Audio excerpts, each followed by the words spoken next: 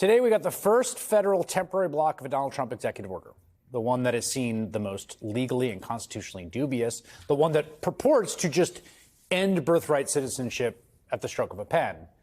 At the hearing in Seattle, the federal judge appointed by Ronald Reagan, he's been on the bench for a while, needed only 25 minutes before he was ready to issue the order, saying, quote, "I've been on the bench for over 4 decades. I can't remember another case where the question presented is as clear as this one.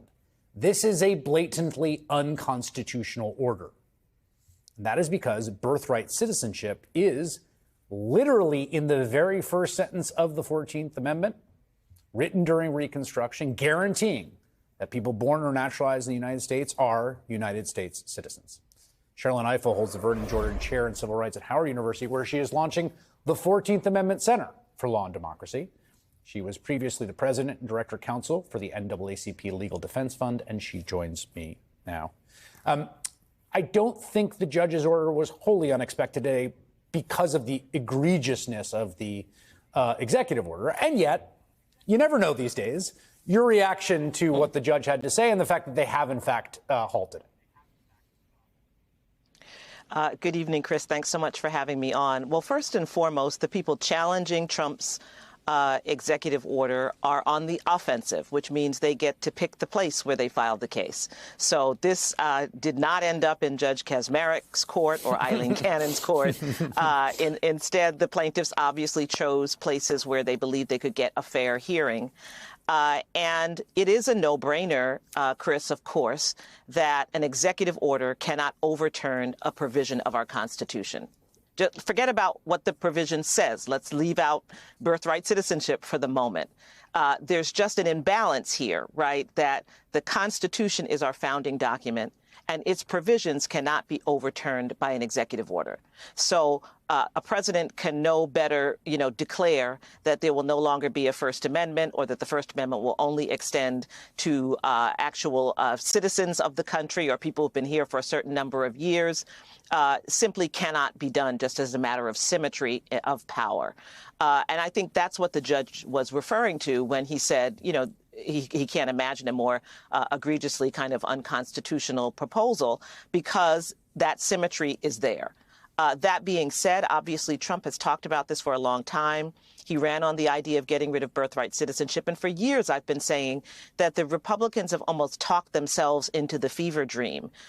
We've heard it from Lindsey Graham and other senators who've constantly said, we have to overturn birthright citizenship. And I've always said, OK, great. Are you calling a constitutional convention? Are you planning to amend the Constitution? Right. But they have talked about it as though birthright citizenship is a policy choice, and it is not a policy choice. It is a constitutional imperative. It is the first line of the 14th Amendment of our Constitution. It was created to ensure that Black people, both free and formerly enslaved, would be citizens, and that all who are born in this country or naturalized are citizens of this country, and that cannot be overturned by executive order. I thought what the judge had to say, and this was interesting because something you've spoken a bit about is the sort of responsibilities of members of the bar and legal ethics. Yeah. And the judge said something pretty spicy about this. Yeah. He said, frankly, I have difficulty understanding how a member of the bar could state unequivocally that this is a constitutional order. It just boggles the mind. Coming close to saying that you're sort of flirting with a violation of your oath by even coming into my court with this. Well, I thought that was interesting as well, Chris. Of course, as lawyers, we are permitted to push against laws that we believe are unconstitutional or seek to change the law. But you do have to have a well-founded argument, right? Because you don't just get to walk up into court and say anything you want to. You actually have to follow the law, which is the whole point of being a lawyer. But if you are challenging what you believe is an unjust law or challenging the interpretation of a law, you have to have a well-founded basis for it. And there are, if you look at the advisory committee notes regarding filing complaints, Rule 26, there are some things that they suggest you might want to have in your pocket as a way of showing that you have a well-founded basis for seeking to overturn that law or to challenge the interpretation of the law. This is early days yet. This was just, a very early motion. And so we haven't seen all the things that The now Justice Department will be claiming justify this new interpretation, justify the Supreme Court jettisoning its 100 years of interpretation. But I think the judge's question was a shot across the bow to lawyers to say, you better come with it and not just sally forth into this court and waste our time. Another provision of the 14th Amendment is a provision that explicitly contemplates insurrectionists and what to do with people that were guilty of it, including barring them from office. And the pardoning of insurrectionists was actually an enormous question before the country back in the wake of the Civil War and Reconstruction. We saw enormous mass pardoning of insurrectionists, I think it's fair to say, including people convicted of the most serious of these, seditious conspiracy yesterday, 2 days ago. I want to just play for you what Officer Michael Fanone, of course, who was beaten on the steps of the Capitol, had to say tonight to my colleague Joy Reid about those pardons. Take a listen. This is part of his plan. The plan is to pardon those that committed crimes on his behalf, because he knows that that will send a message to the citizens of this country. If you commit crimes on my behalf, I support you. What do you think of that? I thought it was incredibly powerful.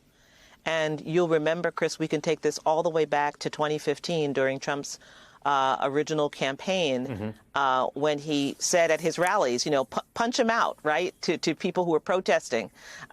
Punch him out and I'll take care of your representation, right? I'll pay for your lawyers. This is something Trump has done. And it is because he wants to know that he has a kind of army, a kind of group of brown shirts who will support him, who will show fealty to him. And show fealty to him to the point of violence. And I think that Michael Fanone is correct. And it is incredibly frightening, but I think that is true. And this is an important moment, I think, that we should not let go past very quickly, the pardoning of all of the January 6th convicts, particularly those who assaulted police officers. We have been browbeaten by the Republican Party for years, who have set police officers above the law, who have said we cannot question their conduct, who have said they are heroes, who have said we cannot come against them, and to do so is somehow unpatriotic. And here we have a president pardoning people who assaulted, beat, harmed, and committed acts that resulted in the death of police officers trying to protect the Capitol. We should never let Trump forget that. And I think he knows that this story is dangerous to him. And that is why you may have seen, Chris, yesterday, this plan to create their own January 6th committee. So the pardons aren't enough. He has to also try to recreate the narrative. He has to try to lost cause January 6th and suggest that what we saw with our own eyes was not true. So it's very, very serious indeed. Yeah, an interesting historical note that we should just bring up is that much of the worst violence in the reign of terror in the South after Reconstruction was committed by insurrectionists, by people who had taken up arms against the U.S. government, were never punished or held to account, and then they did other things as well. Sherrilyn Ifill, thank you very much.